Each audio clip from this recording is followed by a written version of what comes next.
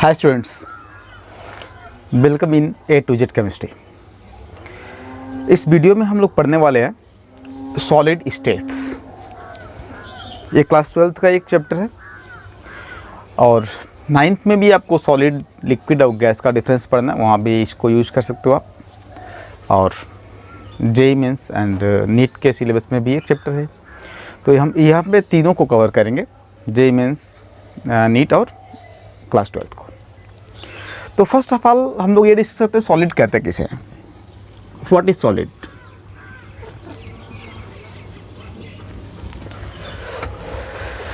तो आप लोग कहोगे solid means anything which have fix shape and fix volume.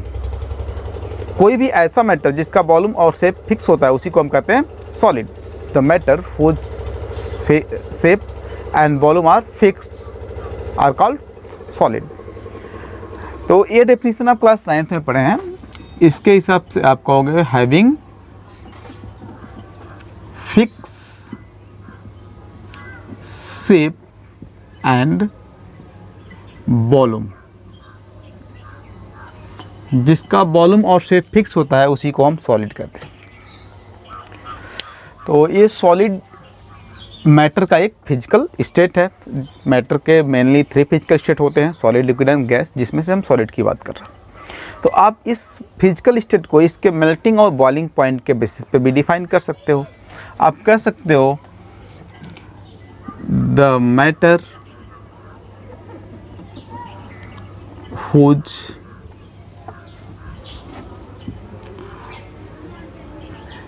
Melting point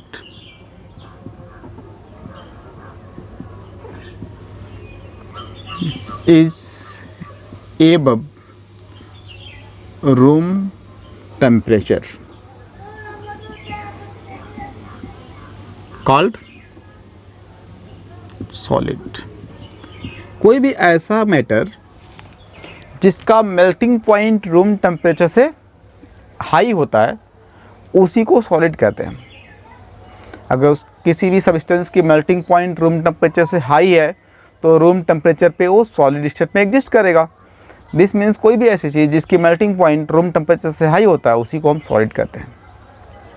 अब हम सॉलिड के कुछ प्रॉपर्टीज़ पढ़ते हैं। तो सबसे पहले देखिए, सॉलिड का शेप और वॉल्यूम फिक्स होता है। फर्स्ट थिंग, शेप और वॉल्यूम फिक्स होता है। और सेकेंड थिंग, इसकी मेल्टिंग पॉइंट हाई होती है। हाई मतलब above room temperature, room temperature से हाई टेम्परेचर होता है। थर्ड थिंग, ये रिजिड होते हैं। रिजिड, रिजिड का मतलब क्या है? Rigidity means a property of solid due to which we can't change shape of solid by applying deforming force. किसी भी सॉलिड पे small amount of force apply करके उसके शेप को चेंज नहीं कर सकते हैं। सॉलिड के इसी प्रॉपर्टी को हम कहते हैं rigidity. Solid are rigid.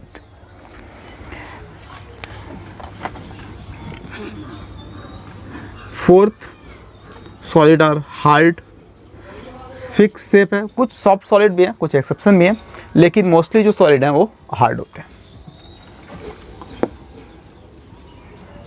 High density,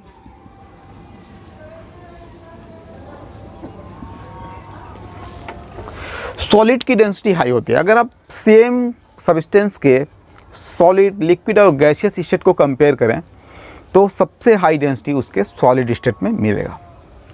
जैसे आप आयरन की बात कर लो, हम मोल्टेन आयरन लेते हैं, आयरन को हीट करके मेल्ट करते हैं और मेल्ट होने के बाद उसकी डेंसिटी मेजर करें और सॉलिड स्टेट में उसकी डेंसिटी मेजर करें तो सॉलिड स्टेट में उसकी डेंसिटी हाई होगी, मोल्टेन स्टेज में लो होगा और सबसे लो होगा उसके वेपर फेज में। अगर उसको हीट करके वेपराइज कर दें तो जो वेपर की डेंसिटी होगी वो सबसे कम होगी। दिस मीन्स सबसे हाई डेंसिटी होती है सॉलिड की। बट इसके भी कुछ एक्सेप्शन है। जैसे वाटर के केस में लिक्विड की डेंसिटी ज़्यादा होती है, आइस की डेंसिटी कम होती है। ये एक एक्सेप्शन है और ये होता है due to intermolecular hydrogen bonding in the water. तो ये हम बाद में डिस्कस करेंगे हाइड्रोजन चैप्टर में। तो सिक्स्थ थिंग इज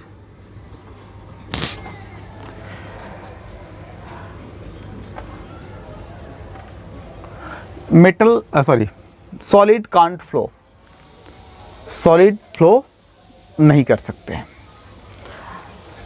जैसे लिक्विड और गैस के पास फ्लो करने की टेंडेंसी होती है, लेकिन सॉलिड के पास इस तरह की कोई टेंडेंसी नहीं होती है, सॉलिड फ्लो नहीं कर सकता है।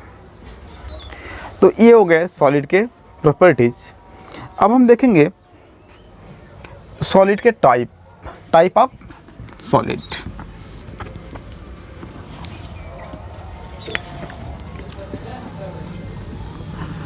टाइप ऑफ सॉलिड, तो देखिए सॉलिड बेसिकली 2 कैटेगरी में क्लासिफाई किए जाते हैं। First is amorphous solid and second one is crystalline solid.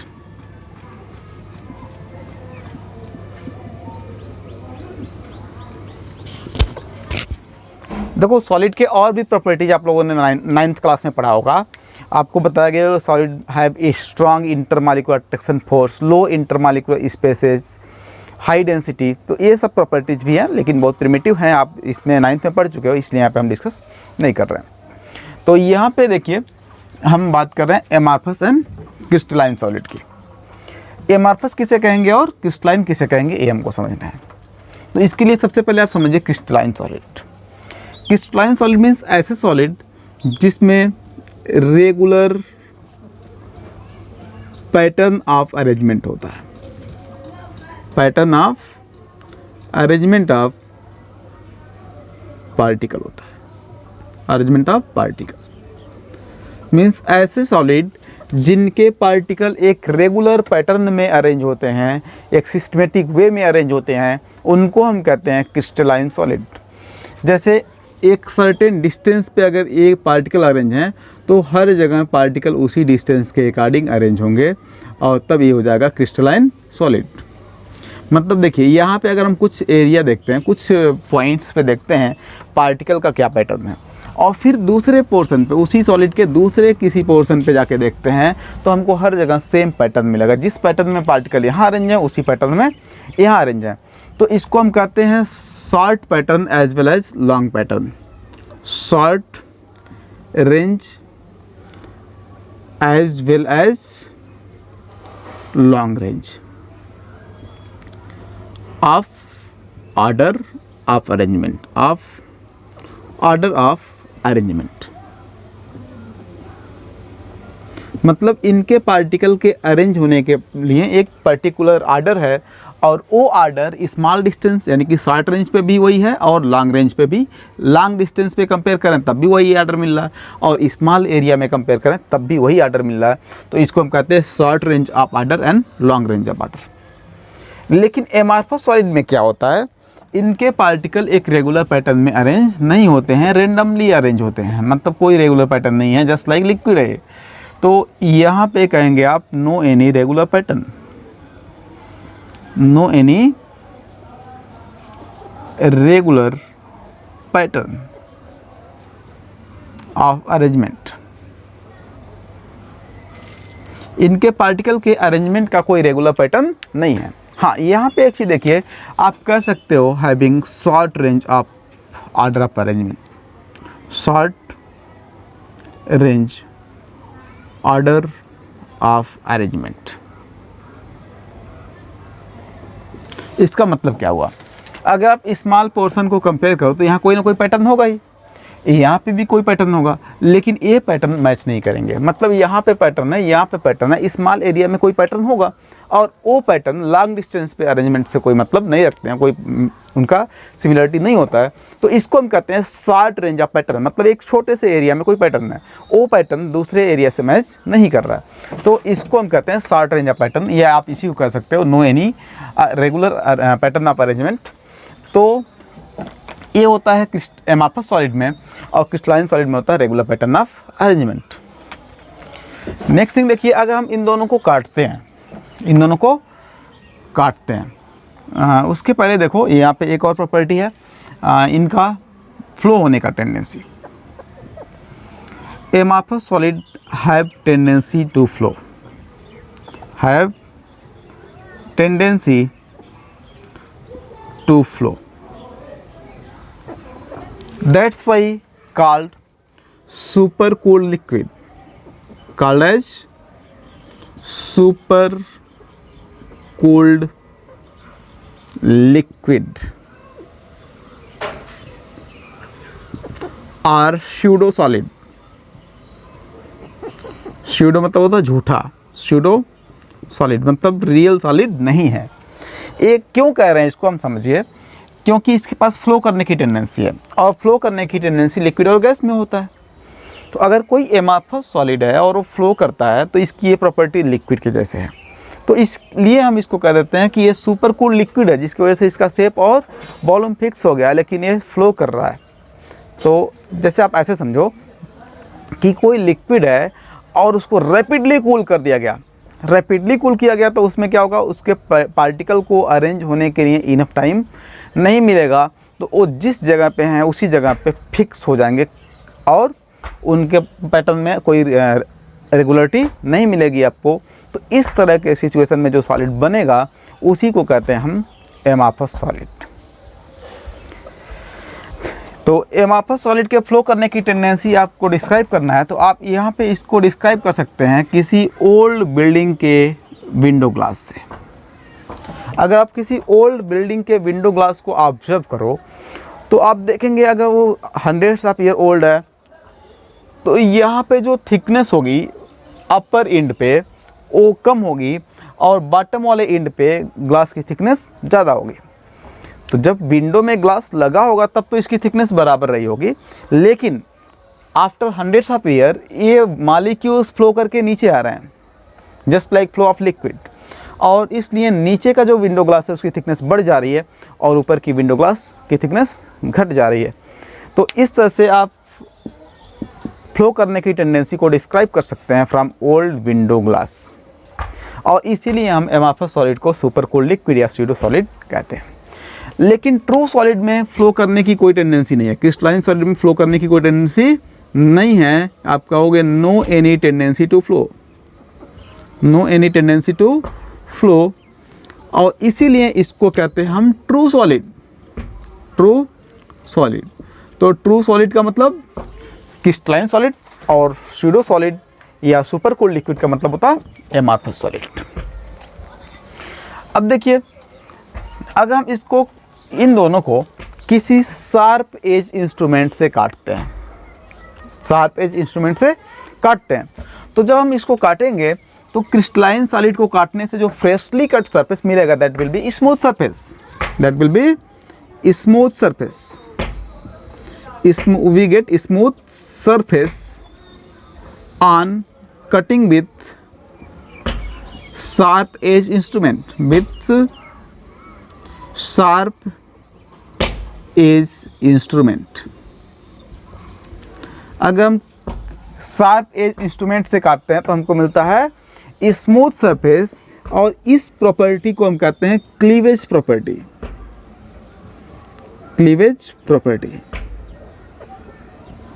Means crystalline solid के पास क्लीवेज प्रॉपर्टी होती है लेकिन एमार्फस सॉलिड के पास नहीं होती है। एमार्फस सॉलिड में क्या होगा, on cutting with sharp edge instrument we get rough surface, rough surface on cutting with sharp edge instrument.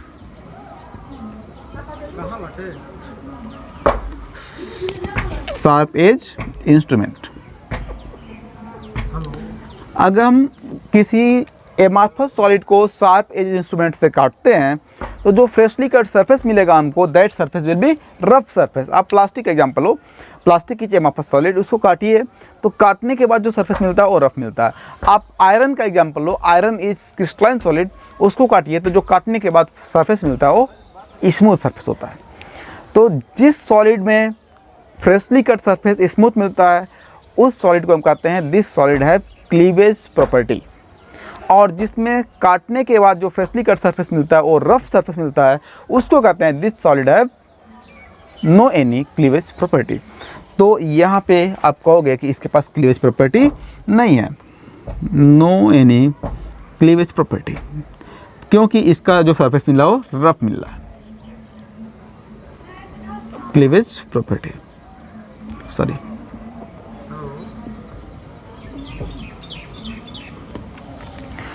तो ये हो गया। अब इसको देखिए, अगर हम दोनों को मेल्ट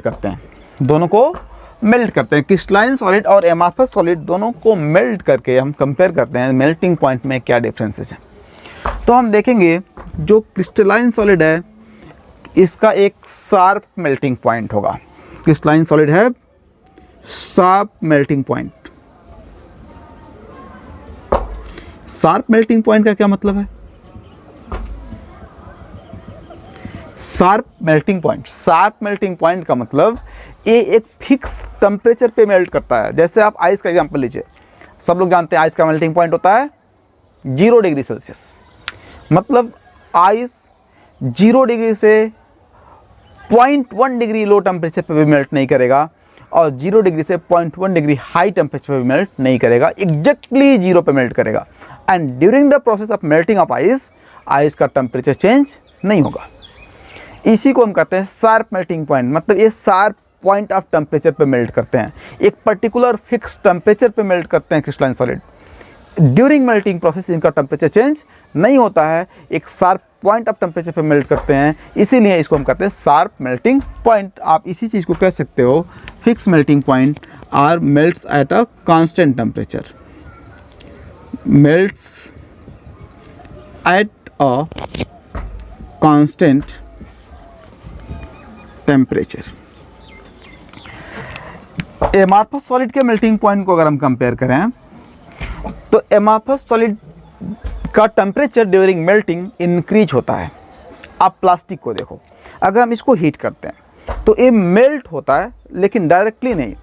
इस साइड में आप देखेंगे ये मेल्ट होता जा रहा है, धीरे धीरे सॉफ्ट होगा पहले और सॉफ्ट होकर लिक्विफाई होता जाएगा और सेम टाइम इसका टेम्परेचर भी बढ़ता जाता है और इस साइड में बढ़ता चला जाता है। मतलब देखिए कि ये धीरे धीरे सॉफ्ट होकर लिक्विड में कन्वर्ट होता है। ड्यूरिंग दिस प्रोसेस इसका टेम्परेचर भी इंक्रीज होता रहता है। जब ये कम्प्लीटली लिक्विड में कन्वर्ट हो जाएगा तो इसका टेम्परेचर हाई होगा और जिस टेम्परेचर पे ये सॉफ्ट होना स्टार्ट हुआ वो टेम्परेचर लो है, यानी कि दोनों के बीच में एक टेम्परेचर डिफरेंस है, यानी कि ये कांस्टेंट फिक्स टेम्परेचर पे मेल्ट नहीं हो रहा है। इसको हम शार्प मेल्टिंग पॉइंट नहीं कहते, इसको कहते हैं डिफ्यूज्ड मेल्टिंग पॉइंट। इसका मेल्टिंग पॉइंट होता है diffused melting point. Diffused melting point ये होता है एमार्फस सॉलिड का। आप इसको कह सकते हो melts over a range of temperature, melts over a range of temperature. मतलब एक टेम्परेचर से मेल्ट होना स्टार्ट किया और दूसरे टेम्परेचर पे मेल्टिंग कंप्लीट हुआ, तो ये एक टेम्परेचर के रेंज में मेल्ट कर रहा है, कांस्टेंट टेम्परेचर पे मेल्ट नहीं कर रहा। इन दोनों चीज़ों को आप कंपेयर कर सकते हो ग्राफ से। अगर हम ग्राफ प्लॉट करते हैं between melting point and rate of change, तो आप देखो टेम्परेचर यहाँ पे ले लेते हैं हम, यानी कि मेल्टिंग पॉइंट। तो आप अगर क्रिस्टलाइन सॉलिड की बात करोगे, टेम्परेचर बढ़ाएंगे हम, टेम्परेचर बढ़ाएंगे, देन एक कांस्टेंट टेम्परेचर पे आके ये टाइम के साथ आप ऐसे करो, टेम्परेचर एंड टाइम का ग्राफ प्लॉट कर लीजिए।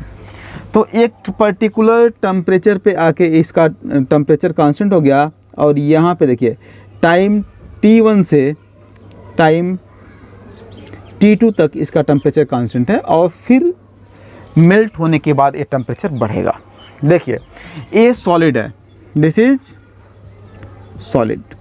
जब हम हीट करेंगे तो टाइम के साथ टेम्परेचर इंक्रीज करेगा और ये जो टेम्परेचर है this is melting point, this is melting point. Melting point पे इसका टेम्परेचर कांस्टेंट हो जाएगा और जब तक ये कम्प्लीटली मेल्ट नहीं कर जाता है तब तक इसका टेम्परेचर नहीं बढ़ेगा, जितना भी टाइम लगे उसमें। और उसके बाद जब ये कम्प्लीटली मेल्ट हो जाएगा तब इसका टेम्परेचर इंक्रीज होगा, तब ये बन गया है लिक्विड। तो ये होता है melting curve of crystalline solid. अगर हम एमार्फस सॉलिड का मेल्टिंग कर्व प्लॉट करें, temperature versus time graph plot करें during the process of melting, तो ये हमको ऐसे ही मिलेगा। मतलब यहाँ पे कोई कर्व ऐसे ब्रेकडाउन नहीं मिलेगा, एक कंटिन्यूसली इसका टेम्परेचर बढ़ता ही जाएगा, इसका टेम्परेचर इंक्रीज होता जाएगा, कोई ब्रेक नहीं है। During the process of melting भी टेम्परेचर इंक्रीज हो रहा है। मान लो यहाँ पे मेल्ट करना शुरू किया T1 पे और ये T2 टेम्परेचर पे कंप्लीट हो गया और ये सॉलिड है और ये लिक्विड है। तो during the process of melting temperature increase हुआ, यानी कि ये इस टेम्परेचर के रेंज में मेल्ट किया। This is the melting range.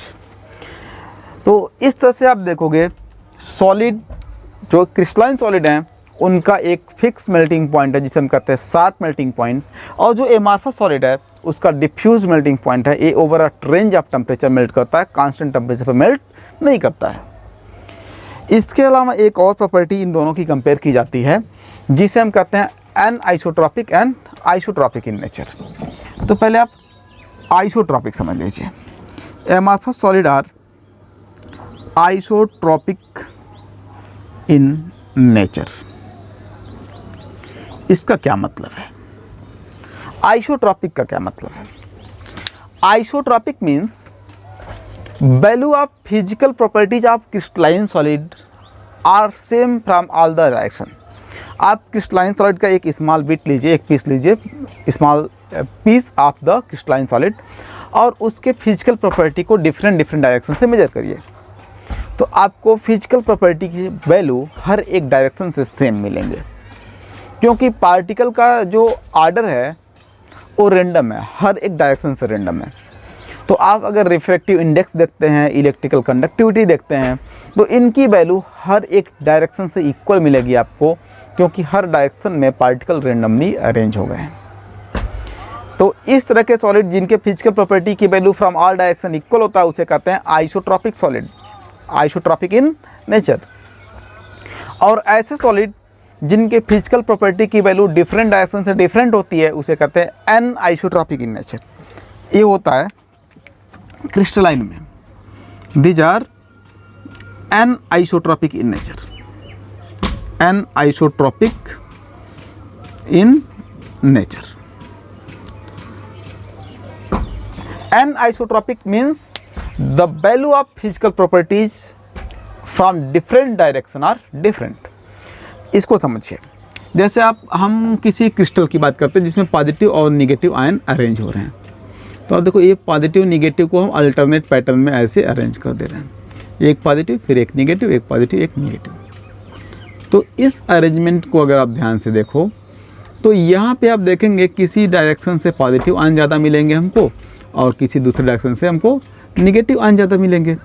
तो इसके वजह से जो पार्टिकल हैं वो अलग अलग डायरेक्शन से डिफरेंट नेचर के पार्टिकल का नंबर अलग अलग है, इसलिए अलग अलग डायरेक्शन से फिजिकल प्रॉपर्टीज़ के वैल्यू भी डिफरेंट होंगे। ये बात समझ में आ गया आप लोगों को? ये माइनस के नीचे प्लस, तो प्लस के नीचे माइनस, माइनस के नीचे प्लस एंड माइनस। ओके, तो यहाँ पे हो गया माइनस के नीचे प्लस, प्लस के नीचे माइनस, 1 मिनट माइनस, फिर यहाँ पे हो जाएगा minus plus minus plus minus plus. Okay, तो ये देखिए यहाँ पे अब देखते हैं हम, यहाँ पे अगर इस डायरेक्शन से हम मेजर करेंगे तो हमको कोई लाइन ऐसे ड्रा कर लीजिए, इस लाइन के एक साइड में पॉजिटिव और एक साइड में निगेटिव आयन है, और कोई दूसरा लाइन यहाँ से देखिए तो यहाँ पे पॉजिटिव निगेटिव दोनों तरह के आयन दोनों साइड में है। तो अगर आप रिफ्रैक्टिव इंडेक्स की वैल्यू यहाँ से मेजर करते हो तो अलग वैल्यू आएगा, और यहाँ से मेजर करते हो अलग वैल्यू आएगा। ऐसे ही आप इलेक्ट्रिकल कंडक्टिविटी की वैल्यू यहाँ से मेजर करोगे अलग मिलेगा, यहाँ से मेजर करोगे अलग मिलेगा। तो ये जो डिफरेंट डायरेक्शन से फिजिकल प्रॉपर्टी की वैल्यू डिफरेंट मिल रही है, इसी प्रॉपर्टी को कहते हैं हम anisotropic nature, anisotropic. Anisotropic का मतलब है value of physical property are different from different direction. Isotropic का क्या मतलब देखिए, जैसे हम यहाँ पे भी आयनिक की ले लेते हैं, लेकिन यहाँ पे जो आयन्स हैं वो रेंडमली अरेंज हैं, कोई कहीं कोई पैटर्न नहीं है, कहीं पॉजिटिव कहीं निगेटिव, कहीं निगेटिव कहीं पॉजिटिव, ऐसे रेंडमली अरेंज हो गए हैं। तो आप किसी भी डायरेक्शन से जाओगे तो आपको रेंडम पैटर्न नहीं मिलेगा, कोई पैटर्न तो मिलना नहीं है। तो इसलिए यहाँ पे किसी भी डायरेक्शन से हम मेजर करें, रिफ्रैक्टिव इंडेक्स और इलेक्ट्रिकल कंडक्टिविटी की वैल्यू सेम मिलेगा, और इस तरह के सॉलिड को हम कहते हैं आइसोट्रॉपिक, आइसोट्रॉपिक नेचर। तो these are all about amorphous and crystalline solid and their comparison. अब एक चीज़ और आपको समझना है, इनके एग्जांपल्स। तो जितने भी मेटल्स हैं all metals are crystalline solid except lead. Lead जो है वो विंटर सीजन में एमार्फस हो जाता है और समर सीजन में क्रिस्टलाइन हो जाता है। एक ट्रांजिशन टेम्परेचर होता है, उस टेम्परेचर से एबव वो क्रिस्टलाइन होता है